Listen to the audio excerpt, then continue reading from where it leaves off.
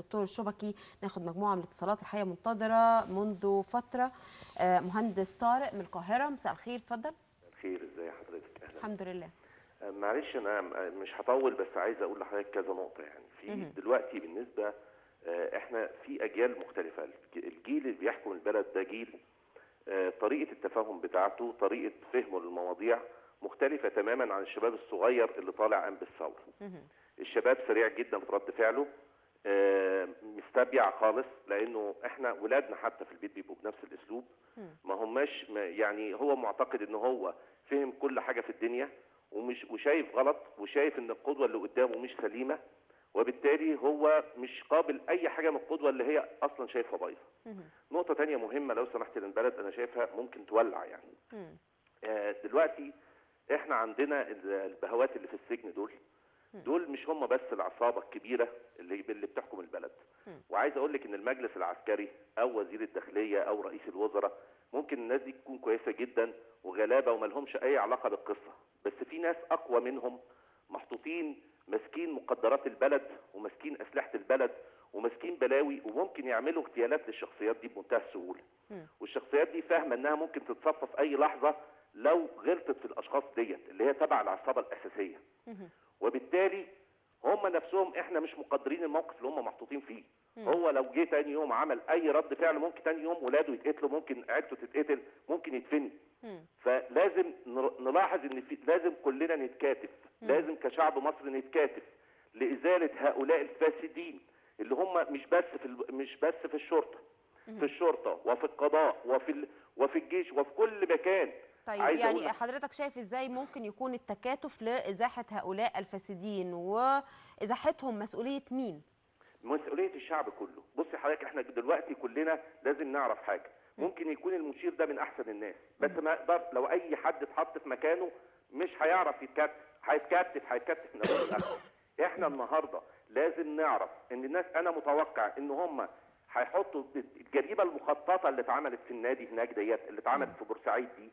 الجريمه دي معناها ان العصابه دي حجمها ضخم جدا جدا جدا. معناها انهم بيقدروا ينظموا مع بعض كويس قوي، وفي ناس بتساعدهم من جوه الاماكن اللي احنا المفروض انها تحمينا. فاللي هيحصل دلوقتي انهم ممكن يروحوا مطلعين شويه بلطجيه على مجلس الشعب، يخبطوا كام واحد في مجلس الشعب يضيعوهم، ويقول لك بعد كده تاني يوم مجلس الشعب يقول يا جيش احمينا ويا كذا احمينا، عشان يفضلوا هم في مراكزهم.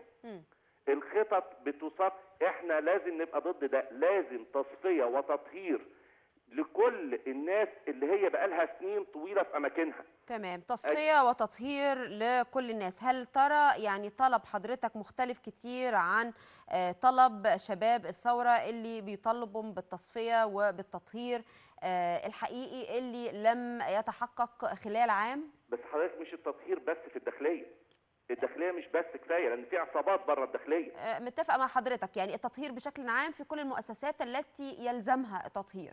وشيل اللواءات اللي هم بقوا مزروعين في كل مكان، في منهم كويس وفي منهم فاسد. تمام. احنا لازم نعرف ان في كده وفي كده. بشكرك شكرا جزيلا استاذ طارق. طبعا في اكثر من رؤيه استاذ عادل بيرجع كل ما هو حادث الان الى الارتباك اللي بيشوب اداء المجلس العسكري.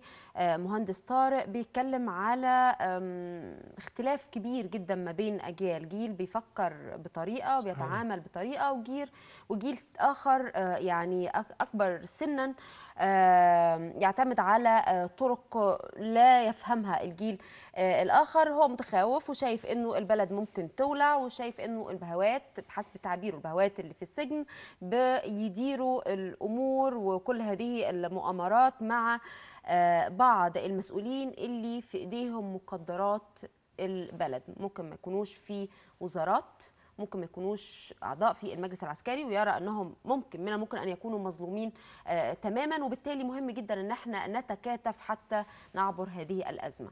كيف ترى هذه يعني اعتقد وجهتين النظر دول جديرين بالاهتمام. في فجوه جيليه في مصر طبعا، واللي يقول غير كده يبقى مش واخد باله. يعني هنشوف الطريقه اللي بيفكر بيها الشباب وبيعبر عن نفسه بيها، وسواء والاجيال الوسط او الاجيال الكبيره في فجوه، والفجوه دي الحقيقه دي جزء من التركه العهد السابق. احنا كنا قدام مرحله بتتعامل مع الجيل الصغير او جيل الشاب بمنطق التهميش والاستعلاء، واذا اردت انك انت تكون شاب ويبقى مرضي عنك فتبقى في لجنه السياسات ومع جمال مبارك. فيما عدا ذلك انه ما ينفعش تبقى عندك فكر جديد او انك انت تبقى شاب، وتم تهميش الكتله الحيه والحقيقيه من هذا الشباب اللي لعب دور رئيسي في ثوره 25 يناير. فموضوع الفجوه الجيليه ده لابد من التعامل معاه بمنطق مش الإقصاء المتبادل في الحقيقة، بمنطق الشراكة الجيلية. يعني مش بمنطق إنه حاجة أقول كل اللي فوق 50 سنة هنموتهم ونتصور إن مشكلات مصر هتتحل، أو إنه الشباب اللي في العشرينات نقول له لا والله أنت لسه صغير، أنت كنت بتجري ورا عربية الرش وأنا بناضل مش عارف إيه في الجامعة وحاجات بس شكلها. إحنا عايزين شراكة بين الاثنين، لا يبقى الشخص اللي في الأربعينات أو الخمسينات أو الستينات يتصور إنه بيعرف كل الحقيقة، ولابد إن هو يبقى علاقته بالشباب اللي في العشرينات والثلاثينات أي مع الشراكة والحوار. لو اللي في الثلاثينات أكفأ ياخد مكانه بكرة، وهكذا. يبقى معيار الكفاءة، معيار القدرة على العطاء، دي عمرها ما بتتحسب في أي مجتمع ديمقراطي في الدنيا بالسن. فأنا موافق، لأنه اللي حاصل النهاردة لازال نغمة الإقصاء المتبادل، إنه وأنا رأيي إنه بدلها لازم نعمل مسألة الشراكة. النقطة الثانية